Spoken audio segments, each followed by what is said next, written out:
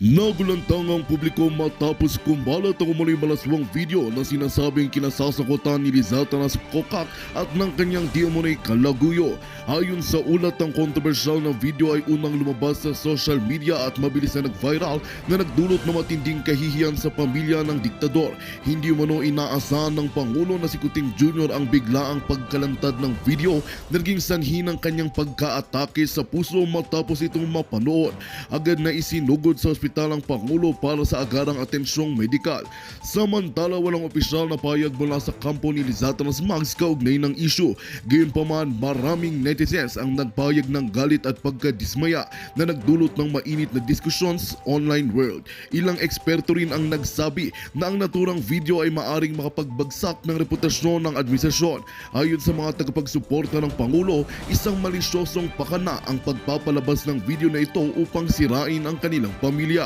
Habang patuloy ang investigasyon sa pinagmulan ng video, nananawagan ang publiko ng malinaw na sagot mula sa pamilya ng diktador.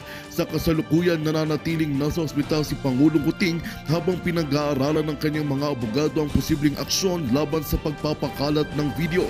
Ang iskandalong ito ay nagdulot ng mas matinding hamon sa administrasyon na ngayon pilit na humarap sa mga kontrobersya. At yan nga ang mga balitang ating abangan ngayong araw. Para sa mas marami pang makabuluhang balita at napapanahong impormasyon, huwag kalimutang mag-subscribe sa Pinas Balita. Sama-sama nating subaybayan ang mga susunod na isyu at maging bahagi ng pagbabago sa ating bayan.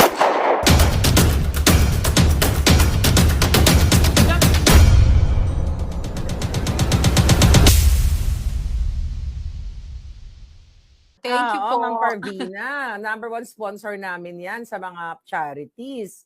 At Yes. saka tumulong din siya sa EDSA Friday Group. Yan, si Mm. Ma'am Parvina. Merry Christmas, Madam. Ayan, binuking na kita. Binuking na Uso kita. ang booking. Uso bookingan Uso ang ngayon. bookingan ngayon. Kaya bubuking ko lahat ng mga, ayan, si Kate Wazon, matagal na yan. Ayan, Oo. booking natin yung mga palangga natin. Sige, Anyway, i-booking natin. I-booking natin saan sila nakatira para marami mamaskot. Charot! I know. nako. Ay, nako, I miss you. I miss you too. Alam ko napaka-busy mo, sis. And for sure, it's Christmas and you know, Filipino traits, pag Pasko, family first, di ba? I know. So ako nagluto Yeah. talaga ako ng bonggang-bongga. Napagod ako yung 24 dito, this 25 dyan.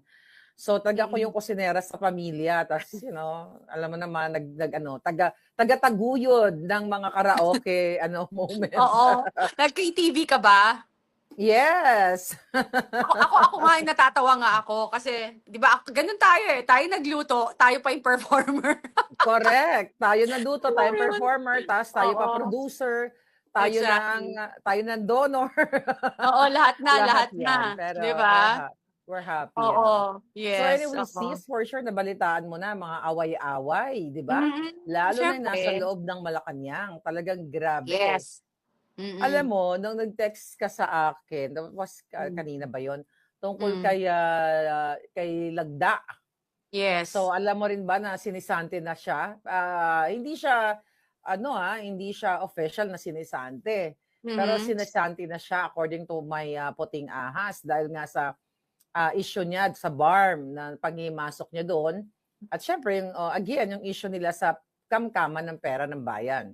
Mm. Well, nabalita ako yun, sis. Nabalita ako, may Okay. nagsabi sa akin nun, like, I think 2 weeks or 3 weeks after yung nangyari sa BARM, may nagsabi, tumawag sa akin. Tapos, sabi nga raw, ang sabi ng puting bubuyog, daw? si Senator Ano Ivy daw? daw, lumipad doon para makipag-usap. Yun lang. Yes. Siya raw yung Siya nakipag-usap. Siya, Mm-mm. tama siya. Nakipag-usap siya doon. Yeah. So, ibig sabihin, inatasan talaga siya ng kanyang kapatid na bangag. So, it's not true na wala siyang access sa kanyang kapatid.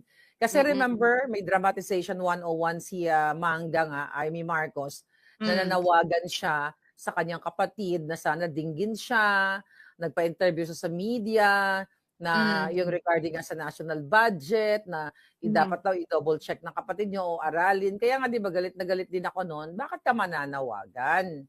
Kapatid mo yun eh. Tapos behind the scene, inaatasan ka pala ng kapatid mo to fix whatever na pwede niyong ayusin sa BARM. Dahil sukang-suka na yung mga taga-BARM kay Lagdameo dahil sa pakikialam niya at sa sa issue ng corruption or interest niya, vested interest niya, 'di ba, sister? True. And ako, syempre ate rin naman siya ni BBM, 'di ba? Oo So, naman. if, di ba, may maganda silang relasyon para pakinggan siyang tumakbong presidente, nilakad niya pa kay VP Sara si BBM para maging tandem sila as VP and president.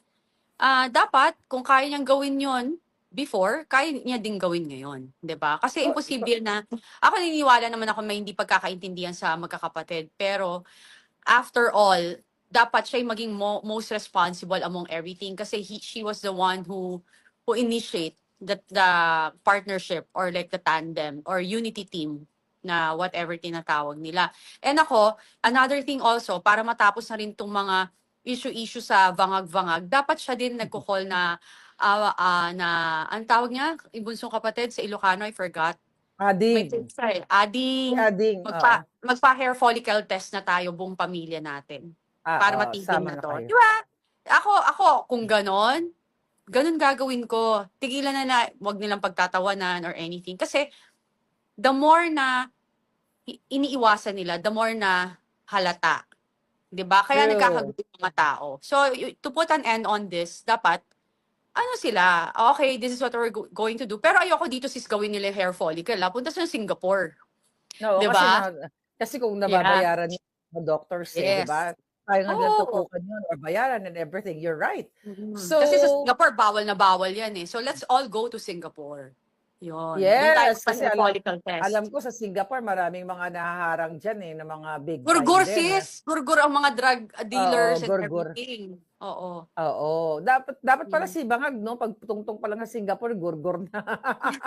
the moment, kasi the moment i-drug test siya sa Singapore, baka mamaya meron siyang diplomatic immunity na hindi naman pwede i-check ngayon kanilang mga bagay. But for sure, marami yan mga pulburong baon-baon. But ganun pa man, sister, yeah. Since it's Christmas, gusto ko magpaka-light-light. Tika muna, bago tayo mag-light-light, may nag-text sa akin na namataan ang plate number 1 sa Baguio City, malapit sa The Mansion. Okay. Andoon daw, according to my source, si Bangag at ang kanyang Buena di Pulboron na pamilya. Possible. So, sabi naman, wala naman problema kung pumunta sila sa Baguio, no? Karapatan naman yan. Kaso lang, itinatago na naman sa taong bayan, baka may session doon. Yes, according to my source.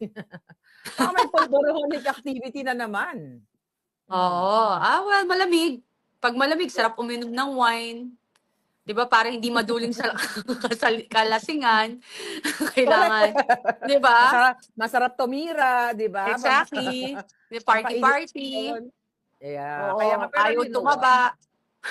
Pero sis, alam mo, may talagang nagbubunga na yung laban natin at ng ating mga palangga. Kasi tignan mo, January, confirmed, the INC at iba pang mga groups, ay mag-voice out sila. Pero initially, ang support niyan, ang support ng INC para maipanawagan na itigil na yung pag-personal attack kay Inday Sara through that walang kwentang impeachment at tumulok na sila sa tunay na issue ng lipunan, which is nga yung smuggling, kidnapping, high crimes, pagnanakaw. You know that already. So yun yung panawagan na yan. At nakakatuwa dahil sister, nung nagkakilala tayo ng July tayo nagkakilala nung pumutok itong Pulboron video na to Oo, so correct. yun nga, since 2022, ang dami talaga nating mga kababayan na nagsisiwalat, not only me, mga whistleblowers, puting ahas, dito sa bangag na government na ito. And sabi ko nga sis, paulit-ulit, yung mga na-expose ko, na mga expose ng iba pa, ito ay hindi lang gawa-gawa. Kasi nagbunga na ngayon. Even the INC, nakikita nila at ibang mga religious group. At yung mga kababayan natin, OFW, lalo na yan, na talagang something wrong with the bangags, right? Yeah, may nag-message si Jessica Layos TV. Sana ano raw ang email ko. Ay nako, baka love letter yan. Oo, bibigay ko sa iyo, walang Jessica problema. Oo. Jessica Layos TV, Ma'am Cathy Binag, anong email mo? Ang aking email is luckycathybinag@gmail.com, Jessica. Oh my God, ang dali naman tandaan. Di ba? Lucky binag, parang lucky number, no? Oo, Hindi ka correct. naman Public email ko naman yan. So, okay lang. okay. Hindi ka Mm. naman mananalo yan, loan better, Loan bettors. Sa Sana, PCSO. sis, alam mo, panalunin sana naman tayo nang may pakinabang naman. Tapos i-donate natin sa taong bayan. Kaso hindi tayo tumataya ng loto. Yun yung problema. Sis, actually, meron tayong options. Ako, meron akong choice nung nasa kanila pa ako. Pwede ako manalo, hindi lang 1,000,000. Baka bilyon kung pumayag ako sa kanilang mga pagnanakaw. Hindi Correct. ko na kailangan True. manalo. Kaya pwede ako Correct. maging bagman ni Lisa Tanas. But we chose not to be part of the Kawatans, right? Di bale, panalo naman ang ating alindog sa puso ng bayan. O, di ba? True. And again, I'm going back there yung sa INC na rally sa Oo. January 30 na matutuloy na. Kasi apparently kasi at first may nag-post noon, 'di ba? In advance yung post before i-announce ng INC, which is today, alam ko sa kanilang pagsamba, in-announce na nila 'yon. Kasi ang ayaw lang natin kasi na mapangunahan or either like we don't have the right to do it also, right? Officially, Even that's though true. meron tayong alam, hindi natin dapat pinapangunahan kung ano man yung mga organization na sa kanilang mga dapat gawin. Second to that, meron kasing nag-post na ang sabi niya, a rally for injustice, ginastify niya yon. Actually, nag-comment pa siya sa section nung sabi ko, hindi po about injustice, it's a peace and peace rally, prayer and peace rally, which is totoo naman kasi ang panawagan naman talaga ng INC is talagang tigilan nyo na yan. Dapat tayo nagkakaisa tayo, tigilan nyo ng tirahin si Sara, VP Sara. Dapat ang inaatupag ng Quadcom or ng Kongreso ay magpatupad ng batas at hindi mangbuli. 'Di ba? Kasi yun naman talaga yung pinangako nilang tungkulin sa bayan. Yun yung mandate nila, oo. Exactly.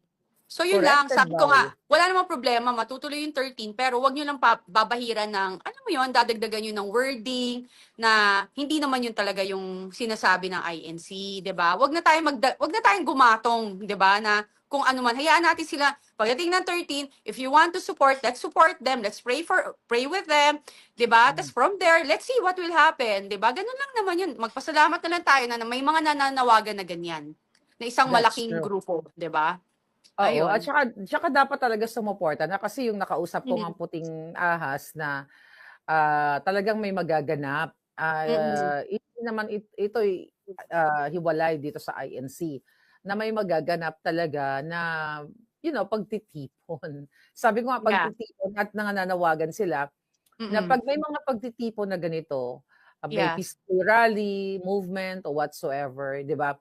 Dapat yung mga Pilipino ay makialam kasi hindi na nga ito usapin ng just only to what you call it, to stop the Quadcom, the Bangag administration para hindi i-impeach si Sara. Ito rin ay panawagan nila dahil nakikita nila sis, yun talagang paglulustay, pagnanakaw, high crime, smuggling, kidnapping, na ang involved ay walang iba kundi yung kanilang presidente.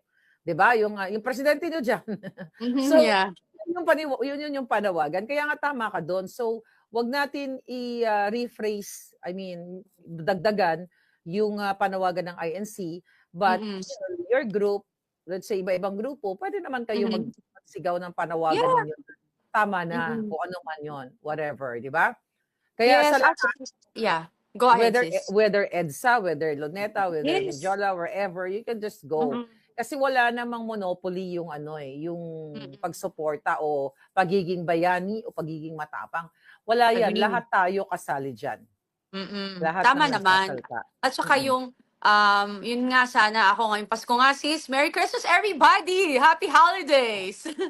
Diba? Happy holidays, my darling! Yes, ang wish ko lang sis, yung parang, hindi na parang, yung talagang na tayo, na may mga paninindigan tayo, may kanya-kanya tayong prinsipyo, paniniwala, at karakter, is wag na din nating ipilit yung mga opinion natin sa ibang tao, 'di ba? Ang importante, ang iisa lang yung ating laban. Huwag na tayong manginsulto, huwag na tayong mangbuli, huwag na nating ibaba ang integridad or karakter ng isang individual. Kung ayaw nyo sa tao, huwag na. Alam mo yung parang hindi parang ako na parang huwag nyo na lang pansinin, ignore, okay, parang if you want to ano talaga, ilantad yung katotohanan, lantad, wala namang masama.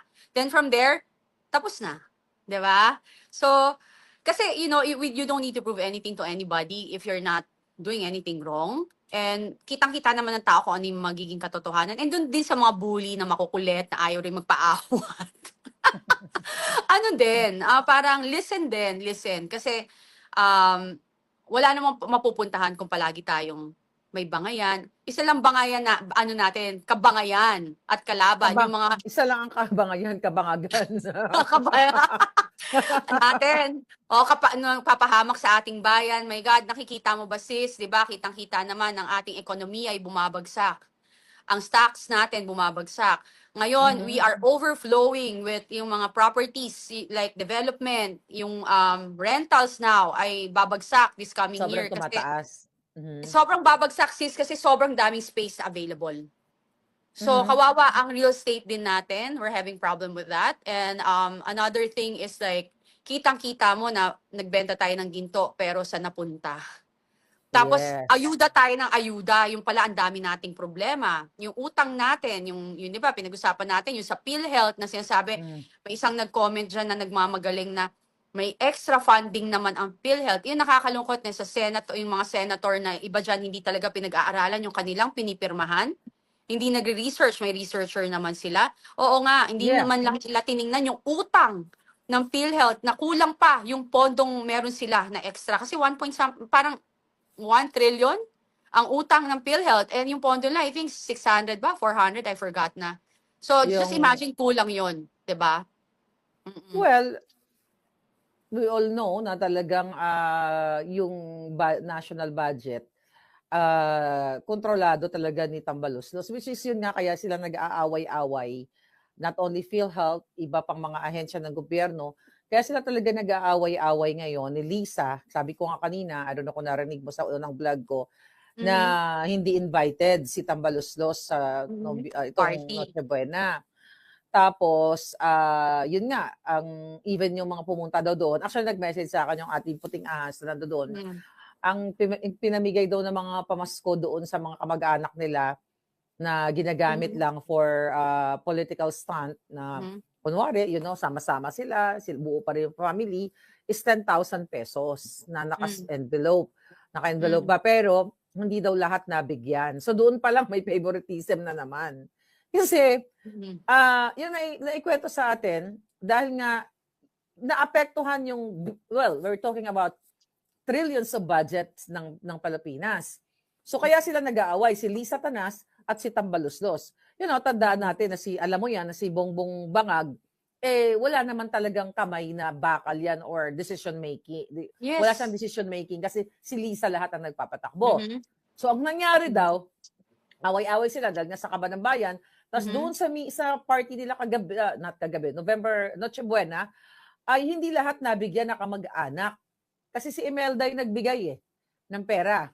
So, supposedly equal. Dahil, normal lang naman yung magbigay ng pera. Actually, kahit hindi magnakaw sila Bangag, kahit hindi sila magnakaw, even yung mga pera na ngayon sa kasalukuyan, yung mga nanakaw na nila noong nakaraan, they can afford to give 10,000 pesos each sa kanilang mga kamag-anak at maliit lang yan. Kaso lang, likas na, ang sabi sa atin ng Putingas, likas na greedy si Marcos Jr. at si Lisa, hindi rin lahat nabigyan ng pamasko dun sa Malacanang. So I feel sorry dun sa mga kamag-anak na hindi naman ganun ka, well, siguro kasi, well off. Siguro naman kasi sis, ang spirit ng Christmas, even you have money, once na nabigyan ka ng regalo, kahit 1,000 yan, 2,000, iba yung feeling Kasi Christmas, right? So, ang nangyari daw doon, sa Noche Buena, hindi patas. Hindi lahat nabigyan kasi wala na daw, kulang na raw ng pera. 'Di ba? Hindi na bigyan ng exact, kumbaga, hindi siguro na bilang or whatever. So doon mo makikita na maaari yung nabigyan ng tigta 10,000 na pamasko, mga bata lang siguro na mga kamag-anak, then yung iba, initsapwera na lang. So yun, anong punto na gusto kong itumbok dito, sister? Na even within the family, talagang merong favoritism na kung sino lang yung kasabwat ni Lisa siguro na itong pamilya 1, pamilya family A, B, C, D, F, G. Ito, mukhang nakakasabwat ko to sa mga eksena ng smuggling, kidnapping, and whatever. O ito, dapat yan bigyan ng sobre. So talagang hindi pantay-pantay. Ito'y nagsasalamin na ganun din yung pagtrato sa mga Pilipino na hindi pantay-pantay. Right? Correct. Kasi, Tama. Yun lang yung ano ko doon, sis. Yes, go ahead, sis. Bale, you can see that naman, very selective. Decision making very selective kapag hindi sumasang-ayon sa kanilang mga kagustuhan, they don't like it.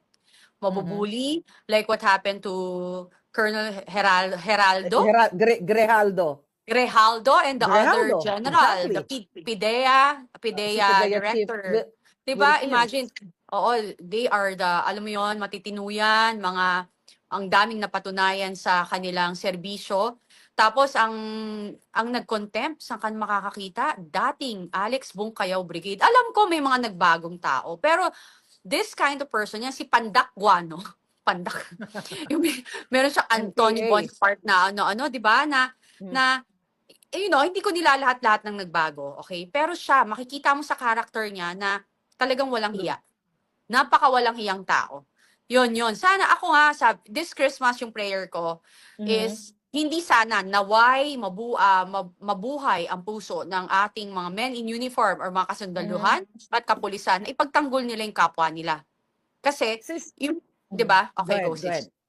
Kasi sis, alam mo yung etong mga military natin tsaka itong mga kapulisan natin, pinoprotektahan yan siya eh. Di ba? Kasi politicians sila, may mga security sila. How will you protect such people? Parang ganyang klaseng tao yung pagkatao niyan. Na yung ultimo, yung hindi nyo napansin, yung nandun sila sa Quadcom, dyan habang inaano nila yung mga kapulisan, iniinsulto nila. Sino yung mga nang-iinsulto, sis? NPA. Alex Buntriao. Then, sino yung mga testigo? Addict. Drug dealer. Saan ka nakakita? Only in the Philippines. Na, why did you, binigyan nyo ng platform, yung mga anti-government, dun sa mga taong nagpoprotekta sa atin. Anong klaseng gobyerno meron tayo? Di ba? Parang it's so disgraceful. Nakakababa ng moral at saka integridad, saka na-demoralize talaga ang mga kasundaluhan at saka kapulisan sa pinagagagawa nila. Ngayon, right now, what's happening now, sila may kasalanan. So, wag nila sisihin na, kasi binibira kami left and right. No, you're doing it. You're doing it to yourself. You're so confident. Kayo lahat dyan, sobra kayong confident to do your thing. Yung pagpamimigay nyo ng ayuda, yung akap nyo and everything, then you're pinagtatanggol nyo yung mga mali. So kayo naglagay sa kung saan kayo now. 'Di ba, sis? Yeah. I think I just wanna say something about it. Siguro arrogante sila dahil sis, nagre-reflect nga yung failed leadership ni Bangag. Kasi malakas ang loob nila kasi we all know na they are cohorts of Liza Tanas, of Lisa Marcos, and Martin Romualdez, the Tambaluslos. So kaya, parang yan sis parang mga preso sa bilangguan. Kapag ikaw ay bata-bata ng warden, malakas ang loob mo masiga-sigaan. Malakas ang loob mo manaksak, manggurgur, o kung ano pa man, magbenta ng pulburon sa loob ng kulungan, which is nangyayari yan. So it's the same thing. Na kumbaga si Marcos Jr. at si Liza Tanas ay warden ng kulungan. Na inaatasan nila, yung mga yan, sige, gumurgor kayo, mangbuli kayo, kami bahala sagot. Hindi naman yan kikilos yung mga ganyan sa Congress kung hindi yan protektado ng Bangag administration. Kaya ngayon panawagan natin talaga, wakasan na natin ang mga Jutang Genemes. Kaya makiisa kayo sa peaceful movement natin. At ang panawagan ni pangalan nito, ni Pangulong Duterte, na kung pwede lang, civil disobedience. Na wag na kayo muna magbayad, isuspend nyo muna. O taxes, not only that, kung pwede natin isuspend ang